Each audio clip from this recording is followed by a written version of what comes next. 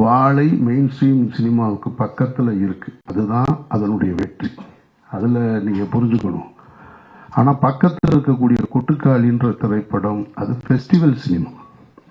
அதை நல்லா புரிஞ்சுக்கணும். அது மெயின் ஸ்ட்ரீம் சினிமா கிடையாது. அதுக்காக அது நல்ல படம் இல்லைன்னு அர்த்தம் இல்லை. அது ஃபெஸ்டிவல் மோடுக்காக தயாரிக்கப்பட்ட ஒரு படம்.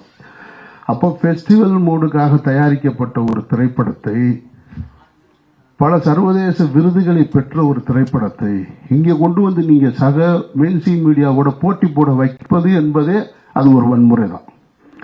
அது எனக்கு ஏற்புடையதல்ல. அப்படி ஒரு படத்தை கொண்டு வந்து போட்டி போட வைக்கவே கூடாது. அது தேவையற்ற வேலை.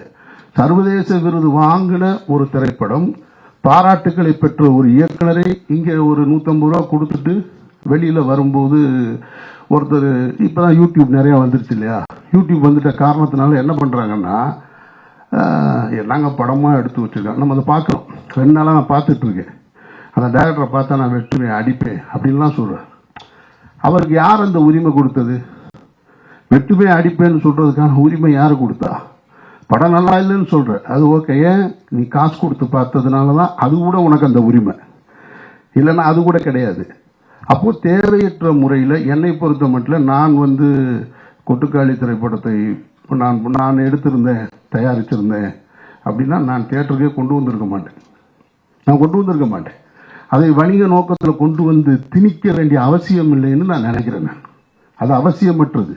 அது சர்வதேச திரைப்பட விருதுகளை பெற்றிருக்கு. அந்த கண்ணியத்தை அப்படியே கொடுத்துருக்கணும். அதனுடைய தயாரிப்பாளர் ஒரு பிரபல நடிகராக இருக்கிறாரு. அவர் நிச்சயமாக அவருடைய இன்ஃப்ளூயன்ஸை வச்சு அது ஒரு ஓடிடி தளத்துக்கு வித்திருந்திருக்காங்க. அதோட போட்ட முதலீடை எடுத்துட்டு பிரச்சனையை முடிச்சிருந்தா தேவைப்படுறவங்க அந்த படத்தை போய் ஓடிடியில் பார்த்துருப்பாங்க. இப்போ நீ கொண்டு போய் 1000 ரூபா பணத்தை கொடுத்துட்டு குடும்பத்தோட போய் எனக்கு பாட்டு இல்லை, ஓப்பனிங் சீன் இல்லை, மியூசிக் இல்லை, இன்ட்ரோல் பிளாக் சரியா இல்லை, எண்டு ப்ராப்பராக இல்லைன்னு சொல்ல வேண்டிய அவசியம் எங்கே ஏற்படுது? நான் பாக்கெட்லேருந்து காசு எடுத்து கொடுக்கும்போது வருது. அப்போ அது தேவையற்றது. அப்போ மெயின் ஸ்ட்ரீம் சினிமாவுக்கு என்ன சொல்லணும், ஃபெஸ்டிவலுக்கு என்ன சொல்லணுன்றதை நம்ம தெரிஞ்சு வச்சுக்கணும்.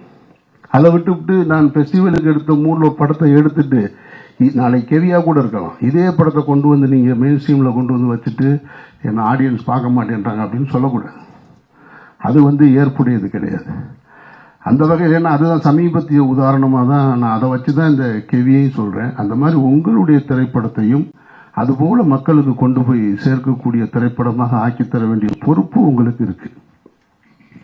அப்புறம் இங்கே நிறைய இருக்குது. இந்த மாதிரி சாலை வசதி இல்லாமல் இந்தியா ஏசியன் கேம்ஸ் நடத்துறது, அப்புறமா இன்னும் அடுத்து ஒலிம்பிக் கூட கேட்டிருக்காங்களாம். இவங்க ஒலிம்பிக்கு கேட்டிருக்கதா சொல்கிறாங்க. ஆனால் வெளிநாட்டு அதிபர்கள் வரும்பொழுது குடிசையை பூரா பச்சை போட்டு மறைப்பாங்க, நெட்டு போட்டு மறைச்சிக்கிட்டு இருப்பாங்க.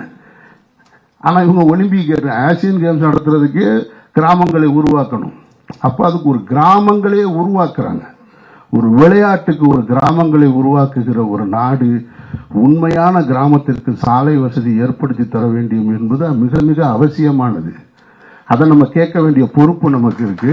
அதை இந்த திரைப்படத்தின் மூலமாக நீங்க கேட்டதா நான் உணர்றேன். நான் எப்படி ஜெய்பீம் திரைப்படத்தை இந்த மாநிலத்தின் முதல்வர் பார்த்தாங்களோ அதுபோல உங்களது இந்த திரைப்படத்தையும், படம் நல்லா இருந்துச்சுன்னா பத்திரிகையாளர்கள்ட்ட உங்கள்கிட்ட அன்பாக கேட்டுக்கிறேன், இந்த படம் என்னைக்கு ரிலீஸ் ஆகுதோ, காப்பி ரெடி ஆகுதோ அதை பார்த்துட்டு உங்களுடைய விமர்சனங்களில் இந்த திரைப்படத்தை தமிழகத்தின் முதல்வர் பார்க்க வேண்டும்னு கடைசி வரியாக கோடிட்டு எழுதுங்க.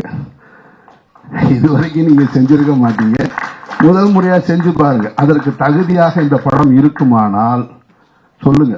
ஒருவேளை 1-2 சின்ன சின்ன குறைகள் இருந்தால் கூட மன்னிச்சு விட்டுருங்க. புது டீம் தானே, அதனால மன்னிச்சு விட்டுட்டு இந்த செய்தியை கொண்டு போய் அரசின் கவனத்துக்கு சேருங்க.